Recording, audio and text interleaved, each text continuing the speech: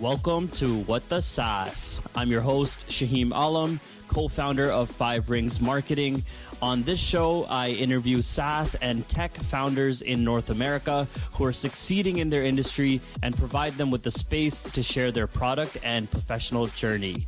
Learn more from founders who are leaving a mark through innovation.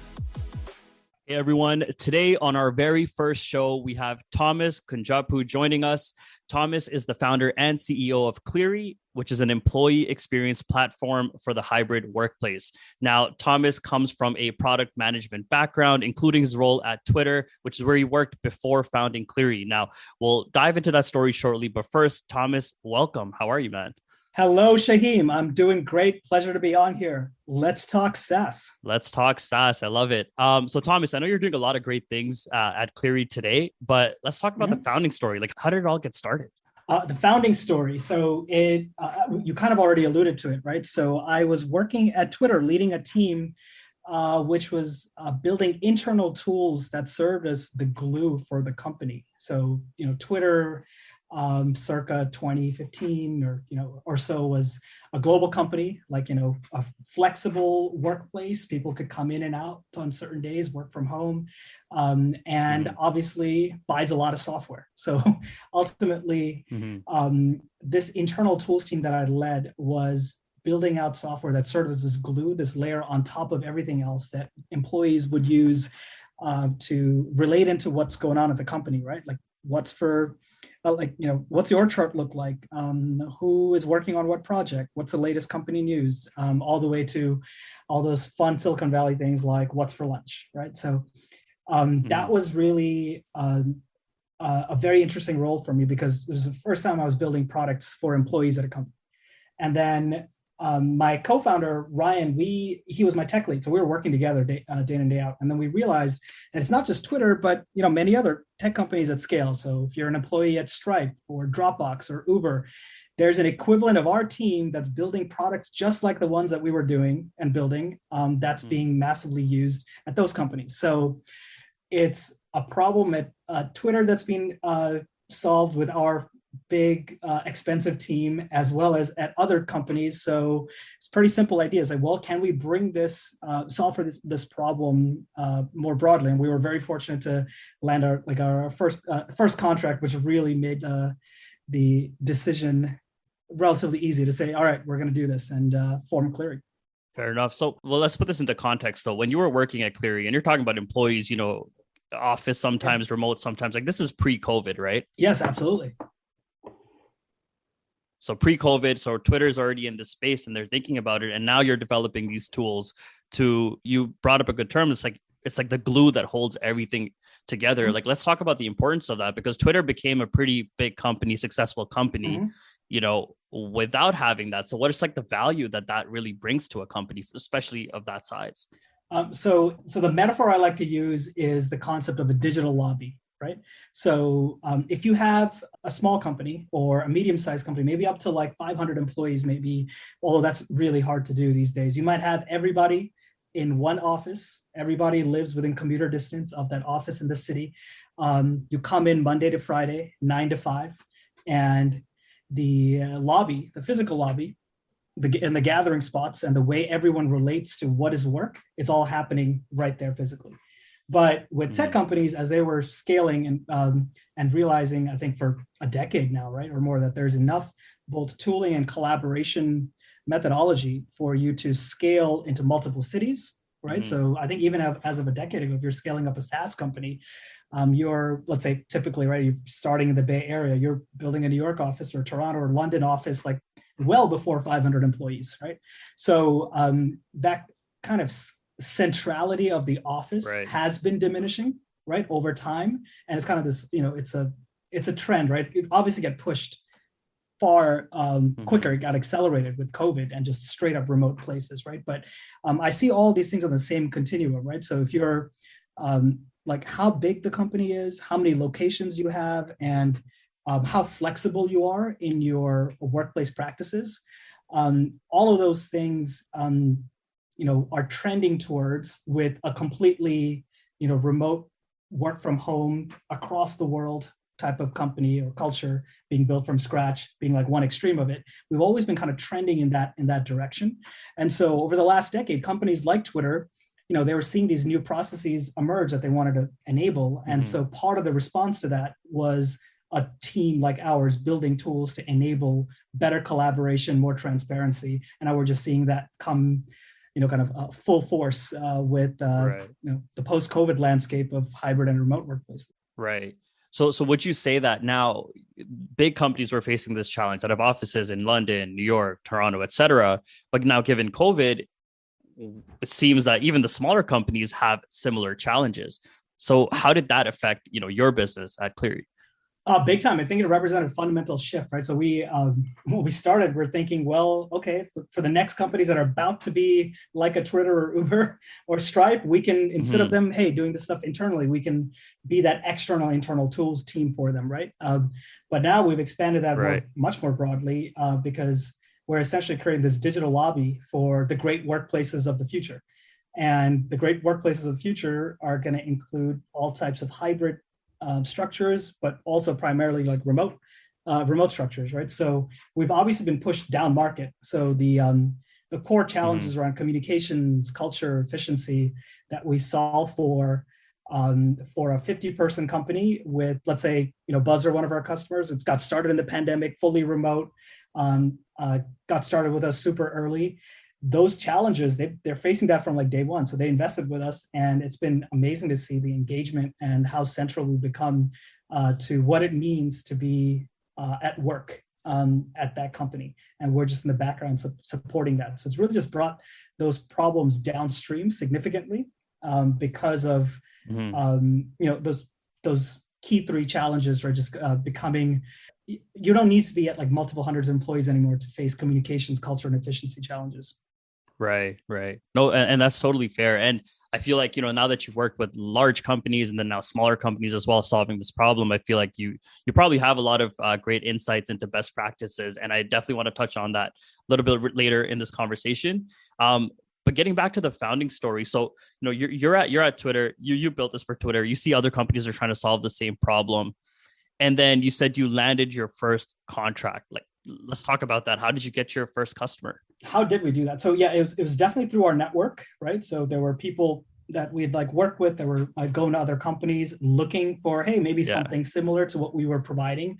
And they'd seen that at Twitter. And there was a consideration to maybe even staff up an internal team. And that's when we kind of made the pitch and got that thing going. So it was definitely in network, leveraging, I guess, the reputation and experience, right, that I'd already built up, and then taking that naturally into saying, hey, this is, you can trust me in getting to the same kind of results in the form of working with me with this new company, Cleary.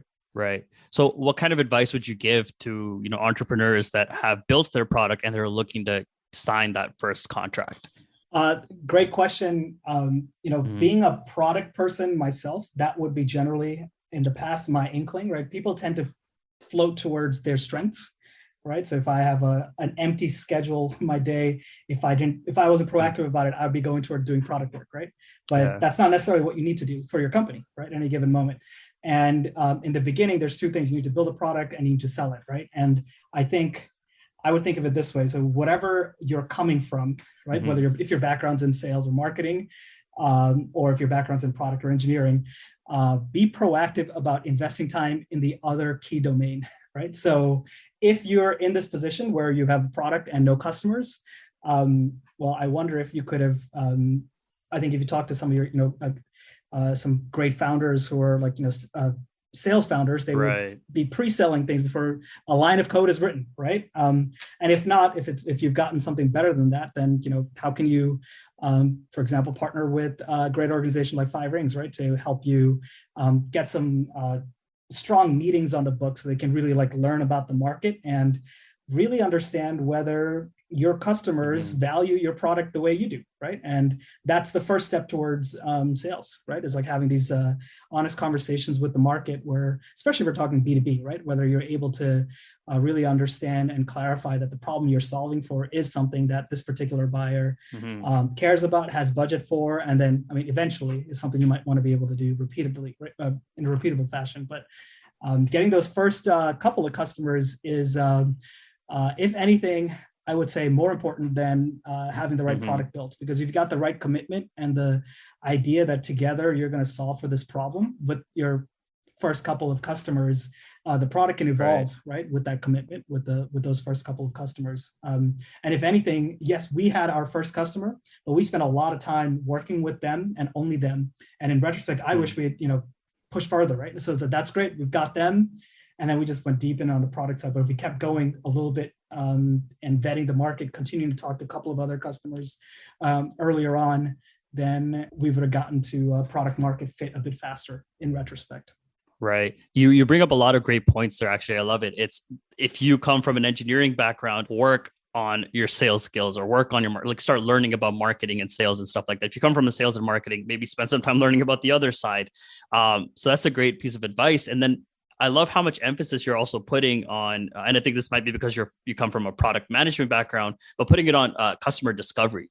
I think customer discovery is something we definitely believe in. I definitely believe in very, very strongly. I think a lot of founders need to invest a lot more than they have in customer discovery, because you might think you have the best product, in the world and you're solving all these problems, but is that something that customers actually want and that they're willing to, take their credit card out and actually pay for? So those are two different things. They are, yeah. And it's different to say, I know this because I am the customer, right? And some people think of it that way. Hey, I know I am the customer, or probably worse, the mindset of I know better than the customer, right? So I think it does take a certain maturity to kind of understand the customer pain points, the market, and then potentially you can come to a solution that really is great. But if you haven't talked to dozens of customers or worked with dozens of customers who represent your customer base, it's hard for you to philosophically stand on that leg of like, yeah, I really understand better than the customers how to solve this particular problem. And then another, I guess, false signal would be friends, right? So like vetting with friends who will try to be positive, right? And that's a point of friends. That's very the market is cold hearted, and the sooner you can get an understanding of that with real conversations, the better. And the other piece is you understand that complex ecosystem within which your particular product, which may be great, within which your product is working, right? So what other products is a customer using? What are they comparing you to? What do you complement really well? And how is this being solved potentially, in quotes, well enough? Right? Is there a good enough problem, a solution that you need to consider as well? So I'm not saying that customer validation is the only way. There are some founders who are deeply experienced in their space, and maybe they don't need to do it as explicitly. But I would argue what they've just done for those kind of founders, they've done customer discovery over a career, right? They really understand that market in depth, but the best way to really confidently say, hey, there's something here, there's pain here, or there's some aspiration here for my buyer that I can solve for, is by just having that concerted level of effort towards multiple conversations in a certain time window, and then looking at the facts and seeing where you stand, right? Yeah, absolutely. And I think for our listeners that are wondering where to get started with that, what I found, and this is something we used at FiveRings, was actually the jobs to be done framework. And we implemented it, saw great results, and we could probably have a 2-hour podcast or longer on that. So I'm not going to dive into that, but I think that's a good place for founders to start. Yeah, there's the milkshake story. Find out about that. Yes. Yeah. The McDonald's milkshake story. Exactly. Cool. So where is Cleary today? COVID happened. Now we're post COVID. I don't know. This new variant came out. But what kind of problems are, is Cleary solving today? Great question. So, we are creating the digital lobby for the great workplaces of the future, right? So we're thinking about what are the companies in the future going to look like that are going to be great places for employees, where employees want to work, right? So there's a whole host of challenges that we're like solving for, but effectively it's like, how do we get executive teams comfortable and moving their organizations forward in the right way with remote and hybrid work, and at the same time help employees, and especially new employees, find their footing and belonging in the workplace, whether they're completely remote or show up 2 times a week or whatever the case may be. So this digital lobby that enables, a great workplace is, it solves 3 distinct problems I alluded to. So, one is about curating communication. So how do you get the right information, the right people at the right time, to the right channels? It's actually a lot more complex in a remote and hybrid setting. Another key piece is connected culture, right? So if you have an office, you can take a lot of things for granted now that we can look back on it, including the sense of camaraderie and the feeling of connectedness to the mission and to anyone beyond like the 5 people that you work with most closely. And in fact, with the remote work, it's been proven that people actually work more closely with their managers and a couple of people, and spend much less time with the broader organization, even if that organization is 15 people, right? If you kind of think about who you're spending your time with, even in a small company, you'll kind of see that. And the data seems to be proving that out. So what that means is if you want to have a connected culture, meaning you want to retain talent and have people feeling like they're connected to what you're doing, you need to be proactive about it. So we are solving that from a digital perspective and creating this environment where everyone can feel belonging with the company. And another piece is about like efficiency, right? Cross-team efficiency. So people tend to know in a remote environment how to work with their team that they're engaging with all the time. It's much, much harder, especially when you add in all the layers of tools, for any individual to know how do they collaborate with or find out information about someone in another team. How does a salesperson know the latest things that's coming in from marketing? What does an engineer need to know if they're trying to just like look up the lead of a cross-functional team from a cross-functional project from another team? So our approach is to work on all these things holistically. So far, we've been getting some great momentum. We just put out our first press release lately. I mean, the theme is around this massive investment that we're seeing in this broader market around creating a digital lobby, starting with tech companies, right? And how that's really been going back for a while, but how these companies are investing in this digital lobby and how that is going to be driving the future great places to work. And so it's not everything has been figured out. The thing we know is that most companies that are knowledge worker companies, probably anyone who's running a SaaS company, you're going to be hybrid or remote, right? So, and that much is clear. And the latest news you mentioned, Shaheem, around Omicron, it just pushes you back further, which means that at this point, I mean, Apple, I think just a week or 2 ago announced now they are putting on hold any plans to bring employees back. So that's the last big tech workplace that has made that announcement, which means that, it'll be at least March or April before you can imagine some kind of wholesale, big company movements towards bringing people back to work. What that means is we have 2 full years of companies, of knowledge workers, pretty much across the globe working remotely. And there's just no real coming back from that. So now, instead of spending that money on, as a company, right, on the kombucha budget or on the, putting a fresh coat of paint on the office, what are we going to do from a technology perspective to make sure people still feel they've got the right communications, they're feeling connected to the culture, and that they're able to find information efficiently across the company. So that's so we've got some great early partners, and we're seeing a lot of great momentum. We're super excited for the first time scaling out our sales efforts. Yeah, no, that's awesome. And a point that you mentioned earlier on was that, yeah, like companies the size of Twitter, the size of Apple, like they're kind of facing these issues, but then smaller companies are facing it as well. And you're solving for all these problems. Now, a lot of our listeners, they're probably, they are building out their companies. They might not be at a stage, let's say, that they can, maybe afford Cleary. What, from your experience, what are some things that founders can do to set the culture up right, set the communication up right? Like, what are some best practices that they can implement? Great point. So first of all, I will say like our smallest customers are like, 20, 25 employees. And I've been surprised how useful it's been, honestly. So I love working with early stage founders. If anyone's interested, the big difference for us working with small companies versus bigger ones is that we're not redoing work, we're doing it, right? So a lot of infrastructure hasn't been built. So we're not, it's actually in many ways a lot easier. But even within that context, it's very different because with bigger companies, we work with whole functions, right? So there's corporate support functions that support the way the workplace works, right? Whether that's obviously IT or internal communications, the HR or people team, on top of and COO or like an operations kind of function, which sub 50, you're no way anyone has 100% of those, but maybe you have none of those, right? And it's really like the founder CEO who's maybe playing a bunch of those functions. So a lot of things can be hacked together for sure. So some of the biggest lessons, and I can give some sort of practical tips, right? I think that's been like helpful. Leveraging. So one thing is a mindset I would recommend. So when you're in growth mode, you're looking to spend money to spend time hiring people.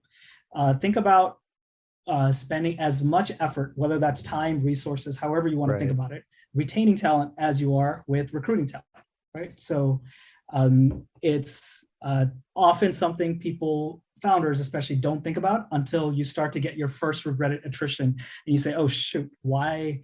Yeah, I guess we could have changed something about that. And eventually you get to that point of maturity and maybe with the people team or an ops person who can focus on that a little bit. But just mindfully just think about how can you spend time retaining talent. That's a mindset, which, or at least an aspirational one, which most of us are not quite thinking at that level in terms of investment, right? And then transparency is a big movement. It's sort of a fundamental approach to work that I would recommend that goes really well hand in hand with remote work. Because with a lot of legacy companies, which I imagine our audience here doesn't have as much of that, right? Is the executive teams find it hard to trust employees because they're not in the office seeing them every day. So it's not tangible that these people are showing up to work and they're working on something together. And so there's this like kind of trust gap. But then on the other hand, that also is true for employees. Employees often find like, hey, I'm in my unit, or me and my boss, we're working super hard and getting the marketing engine going, but I have no idea what the engineering team is doing. And I'm not feeling like back in the day, like necessarily connected to them. So I don't really know what they're like working on. And so that, I guess, natural movement towards stasis of and the creation of silos needs to be something you need to proactively fight, even at a 10-person company, which is crazy to say, but transparency, right? So there's how can you find structure? So, I mean, with our customers, right, they put it there, there's like structured communications that coming from the departments or from the executives. Very simple thing for founder CEOs is doing a weekly or monthly, just like video, record yourself on a Zoom or something, just speaking about the top 3 things that went well and are not going well in the last month, right? And then share that with the employee base.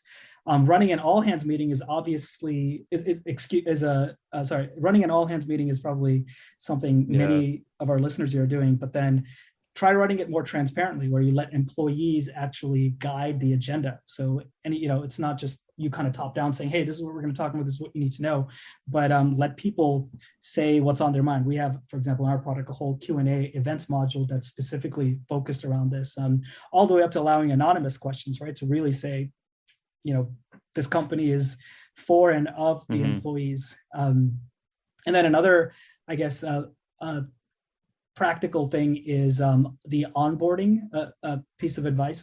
The onboarding process has never been more important now because, it's just people are finding that, hey, I'm gonna take a chance on this startup, right? It's a remote job, so whatever. It's it's not that big a deal to really try it, especially if you're a knowledge worker with a certain type of background where you're not worried about finding work, right? You get into that company, you might decide within 30 days, nope, this is not for me. It's hard to imagine, but that's really like where we're headed, right? So nope, this is not for me. I'm going to trade out. I don't know if your laptop is any better than other people's laptops, but people are thinking, I'm going to trade out this laptop for this next company. I'm going to move on, right? So that onboarding period and how you invest in that, and it could be, again, doesn't have to be with tooling, although we can help over there, but being thoughtful about those 90 days and how someone can feel across the layers, right? Not just like they have the information they need, they have the laptop, and then also they feel like they're culturally they feel that sense of belonging to the company. It is a super, super interesting. It's almost like the recruiting process is kind of going beyond that like offer letter. It's like freemium SaaS versus an enterprise SaaS, right? So you're if you sign up for freemium, you have the option to upgrade. I'm going to try it out. The movement in terms of employee choice is headed in that direction more. So if you're trying to, if you imagine that the new employees are signing up to a trial, right, a relatively cheap trial, how are you going to make sure that they upgrade? It's another kind of mindset or thing to think about. And so it's a combination of communications, making sure people are connected with other functions, and I think the transparency piece is really big in helping build those cultures that will actually last, so that you can build great things as a company. Yeah, and it's crazy how the culture has shifted. It's almost like you mentioned the 90 days, right? It's almost like the company's on a 90-day probation period versus just the employees, right? And I think that's good though, because I think that'll help people find like jobs and workplaces where they are truly feeling fulfilled. They're happy with the work that they're doing. So I think it is headed in the right direction. So no, those are some great points that you mentioned to help our founders, build those kind of cultures within their companies. And I think transparency is huge for sure. So I'm definitely a very strong believer in transparency as well. So okay, go ahead. Shane, it used to be that you're saying, hey, so what are you going to do for my company, right? And so now the other part of that is like, hey, what is your company going to do for my career? Right. Exactly. And that is being asked with about equal footing. And I know as founders, there's enough to do, right? Trying to find product market fit and grow the company. But it's in SaaS, most of your spend is on people. So that is like your much more than, AWS or, any other kind of thing. So that's the biggest asset that you have to continue investing in. And COVID and remote work has only made that more competitive and more important for us to figure out. Yeah, absolutely. So Thomas, before we wrap up, you've been through this journey from building out the product, getting your first customer to now having, a bunch of customers and continuing to grow. What is one piece of advice that you can give to our founders listening in? Oh, interesting. So one piece of advice, what stage should we go? Okay, for early stage founders, like let's talk early stage. Yeah. So trying to lock in, I'll go a little bit back to what we talked about before. If we're talking early stage, pre-product market fit, and with that small core group, and maybe it's literally the founders, right? Maybe it's just like 2 or 3 of you, really making sure you're locked in on both sides of that equation, right? Building something, making sure that you can build it, and then also knowing that what you're building, that there's a market for, right? So being as crisp as you can, and in bringing both those pieces together before you scale up, I think is like very useful. So a very explicit way to translate that into is the challenge would be, how many customers can you sign up for your product or service, or to be interested in trying it, right? Even if it's like for free, as early as possible before you really think about scaling up, right? So that's like, I think like the first kind of equation. And it's a moving target, of course, as the market changes and as your product and customers change, but you're really getting to almost like a point in time where you say, yep, this is our market, this is our product, and we know this is going to work to some degree, right? And getting through some rigor to that point, I think will help you set you up for the rest of the time. And like I mentioned, that's one of the regrets I have, right? So we had one customer who went really, really deeply, and it's not nothing, right? Solving something significant and getting 6-figure plus deals associated with that. But then going even beyond that, just to get a few customers lined up and knowing that you're always chasing what the bigger risk is, the product or the market, right? And you're getting to that to the certain point. Mm-hmm. I think I like round numbers, but 10 people, 10 interested partners that represent your ideal customer profile before we really talk about scaling things from all perspectives. Even though capital is available out there today to scale up earlier and earlier, but even if you are to raise some money, put all the energy towards solving for that first set of problems. I love it. I think there's so many golden nuggets of wisdom in this conversation that our listeners can take. So appreciate that, Thomas. And where can our listeners find and connect with you? Find me on The Bird, my old employer. So at Thomas Kunjappu, it's Kun as in Nancy, Jappu. I'm on LinkedIn or thomas@gocleary.com. Awesome. Thank you so much, Thomas, for coming on our show. And appreciate it. Absolutely. Best of luck to all the founders out there. Don't forget to follow this podcast for regular SaaS stories and updates on new cutting-edge technology. If you enjoyed the show, please share this podcast with your colleagues.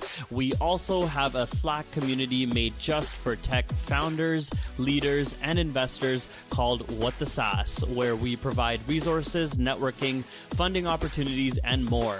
Thanks for listening, and see you next time.